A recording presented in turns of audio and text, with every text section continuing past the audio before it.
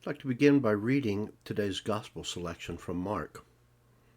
As soon as they left the synagogue, they entered the house of Simon and Andrew with James and John. Now Simon's mother-in-law was in bed with a fever, and they told him about her at once. He came and took her by the hand and lifted her up. Then the fever left her, and she began to serve them. That evening at sunset they brought to him all who were sick or possessed with demons, and the whole city was gathered around the door.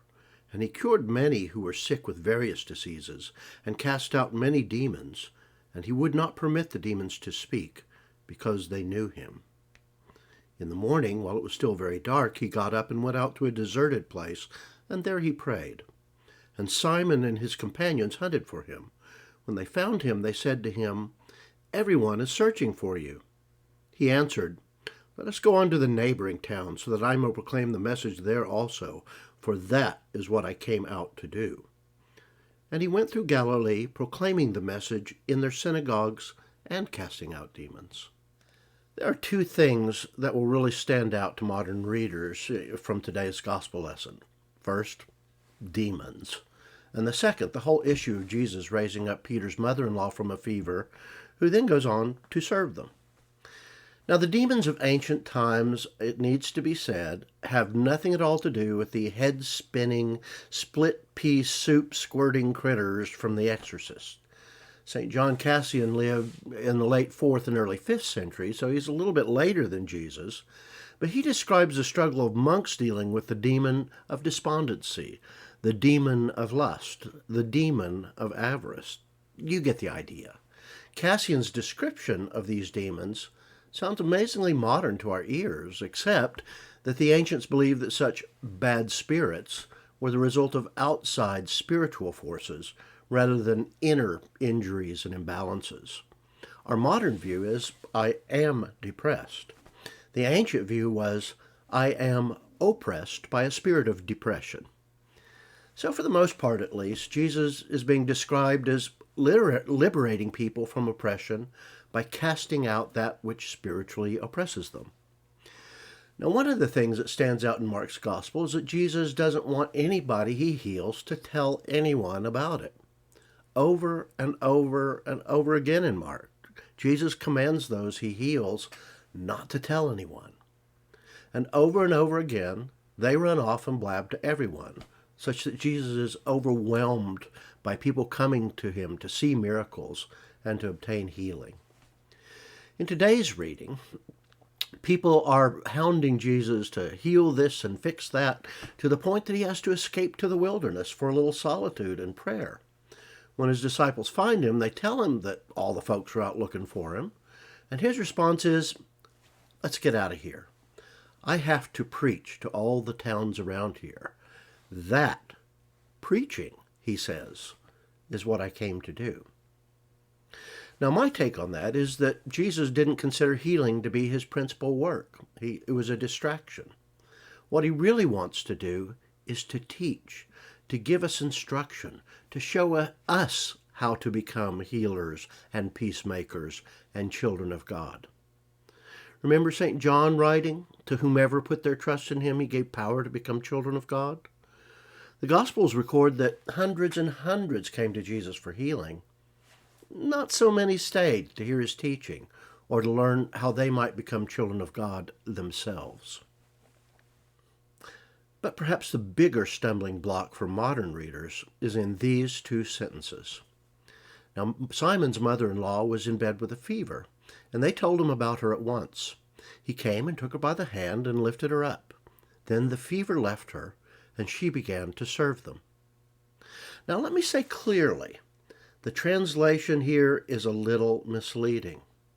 You're going to find translations even more so that go as far as to say the fever left her and she began to wait on them. And that is absolutely not what the Greek text implies. A closer translation would be, she ministered to them. But really, even here, English kind of fails us. We modern readers have a tendency to hear this as, he got the woman out of bed so she could get up and wait on the men. But that is 180 degrees away from what the first readers would have heard. The Greek word for serving as a cook, a servant, or a slave, is doulao. But the word that is used here is diakoneo, to minister. That's doing the kind of service that's rendered by a priest, by a high government official or government minister. We get the word deacon from diakoneo. So far from being raised up merely to feed the disciples, Peter's mother is raised up to serve as their minister, their deacon. One of the things which caused early Christianity to spread as it did was the elevation of the status of women. The New Testament gives lots of examples of the gospel's appeal to women, and especially, I have to admit, to wealthy, educated women. Mark's gospel alone contains 4 healings of women, which are the kind of stories that other literature of that age would have regarded as hardly worth telling. Non-Christians in that age would have heard these as, so what, he healed a woman. One of these stories is even about the raising up of a little girl of 12, a person of utterly no value in the highly patriarchal ancient world. But the early church had a different view of women, and the New Testament is full of examples, if we pay attention. Luke tells us that women left their domestic roles behind and provided the principal support for Jesus' ministry. Mark tells us the same thing and goes on to note that women, unlike the male disciples, stayed by Jesus when he was on the cross. When Jesus rises from the dead, who does he appear to? The women.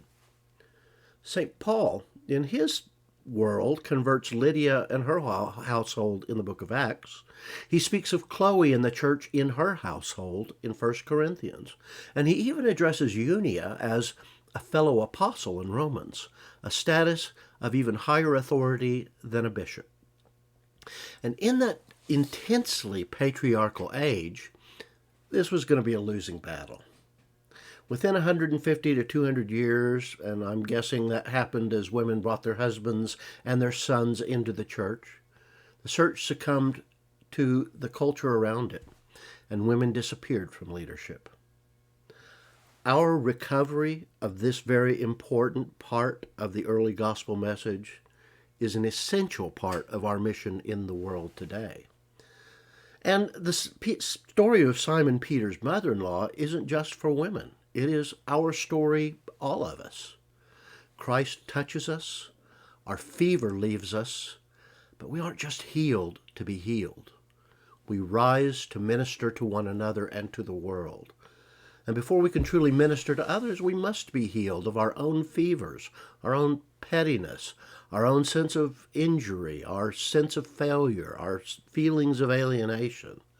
We are healed, as was Peter's mother-in-law, by surrendering to Christ's touch, the touch of the Holy Spirit, the touch of love.